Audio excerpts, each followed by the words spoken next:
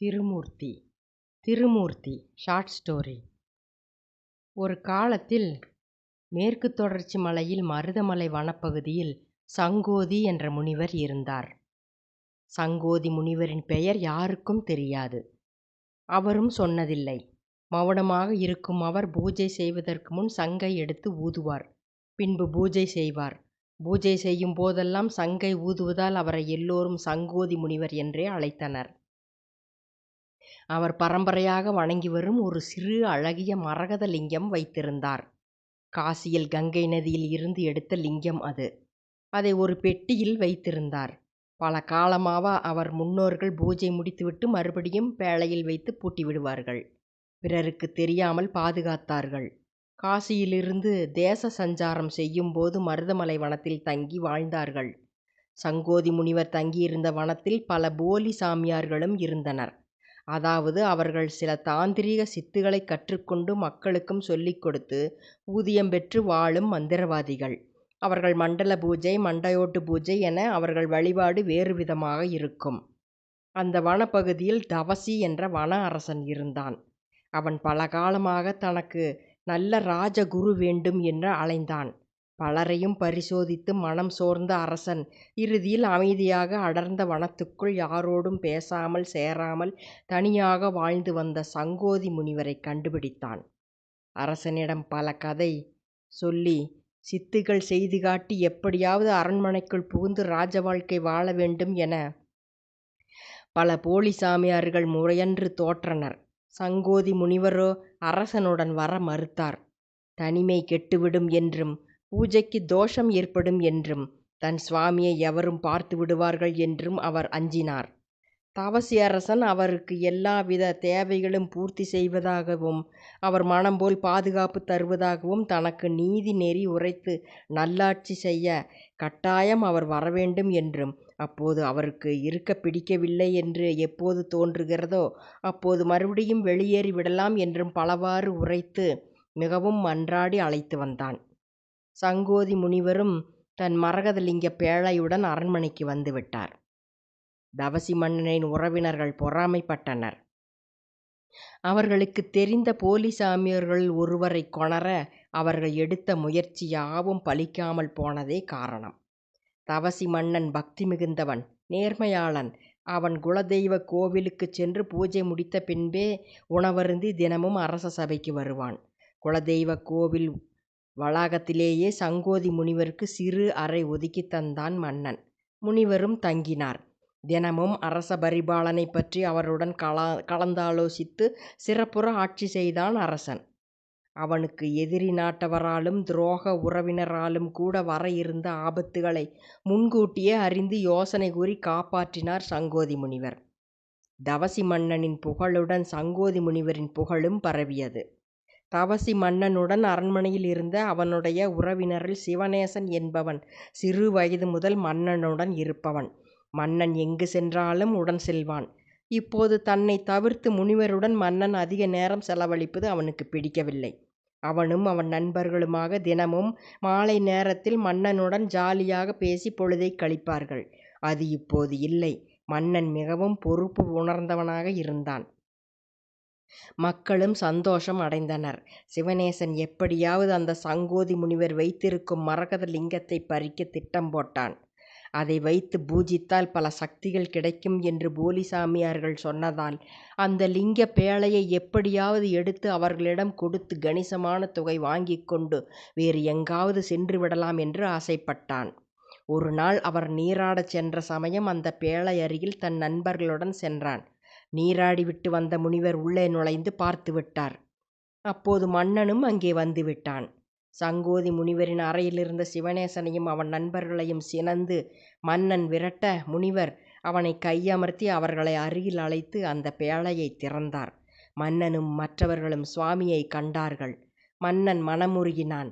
மற்றவர்கள் எட்டி பார்த்தார்கள். சிலர் தொட்டு பார்க்க விரும்பினார்கள். முனிவர் அனுமதிக்கவில்லை. மூடிவிட்டார் பேழையை.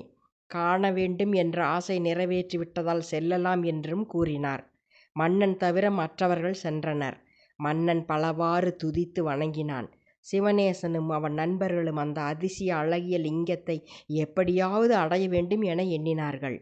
சங்கோதி முனிவரின் அறையில் மன்னனுக்கு பல உபதேசம் செய்த முனிவர் அந்த லிங்கத்தை பற்றி கூறினார்.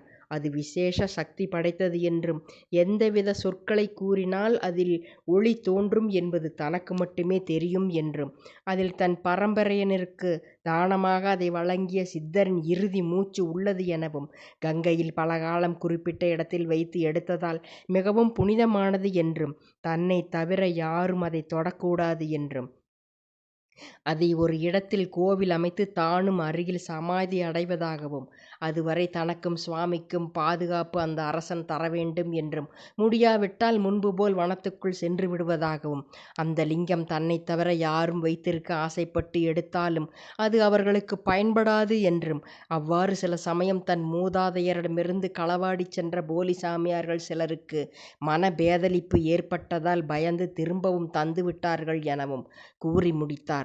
மேலும் அதை ஒரு நாகம் பாதுகாத்து வருவதாகவும், இது ஒரு நாக ரகசியம் என்றும் கூறினார்.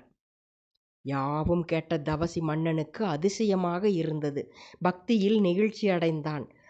தகுந்த பாதுகாப்பு தருவதாக உறுதியளித்தான். முனிவர் அவ்வப்போது தனக்கு வரும் தெய்வ காட்சி கனவுகளை கூற மன்னன் உடனே அவரை அந்த கோயிலுக்கு அழைத்துச் செல்வான். அங்கு அந்த பேழையை வைத்து பூஜை செய்து எடுத்து வருவார் முனிவர். அவ்வாறு காட்சி வரும்போதெல்லாம் அவருக்கு அடுத்த நாள் மிகுந்த காய்ச்சல் வரும். கனவில் கண்ட கோவிலுக்கு மரகதலிங்க பேழையை கொண்டு சென்று பூஜை செய்து வந்த பின்னரே காய்ச்சல் குறையும். இவ்வாறு எல்லாம் நன்றாக போய்க் கொண்டிருக்க ஒரு நாள் முனிவருக்கு கனவு வந்தது. அதன்படி உடுமலை அருகில் உள்ள திருமூர்த்திமலை அமனலிங்கேஸ்வரர் கோவிலுக்கு போக வேண்டும் என்றார். தவசி மன்னனும் அவரும் மரகதலிங்கத்தை எடுத்துக்கொண்டு சென்றார்கள். அது மும்மூர்த்தி தலம் என்பதால் மிகவும் சக்தி வாய்ந்தது, பிரபல்யமானது. முனிவர் தன் கனவில் தெய்வம் உரைத்தபடி அங்கு 3 பௌர்ணமிகள் தன் சுவாமியை வைத்து பூஜையில் வைக்கும்படி அர்ச்சகர்களிடம் கூறினார். அர்ச்சகரும் மன்னனிடம் அவ்வாறே செய்வதாக வாக்குரைத்தார்.